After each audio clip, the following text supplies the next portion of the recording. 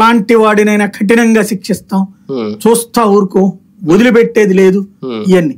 తర్వాత కొంచెం down play చేయగానే మనం గట్టిగా ఏడిపిస్తే వాళ్ళు వెళ్ళిపోతారండి. పారిశ్రామికవేత్తలు కొత్తోడు రావడం కూడా మానేస్తాడండి.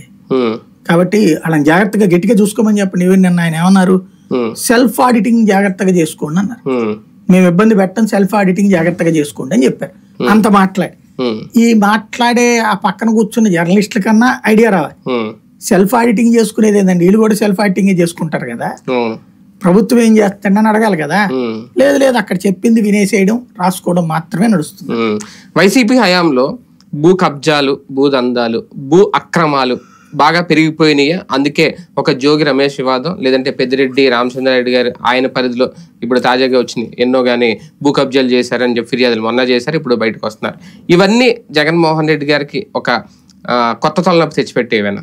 ఖచ్చితంగా ఉంటది. ఇప్పుడు ఇదివరకు తెలుగుదేశం హయాంలో వాళ్ళు అగ్రిగోల్డ్ తీసుకున్నారు, తిన్నారు, అమరావతిలో తిన్నారు వీళ్ళు ఆరోపించారు.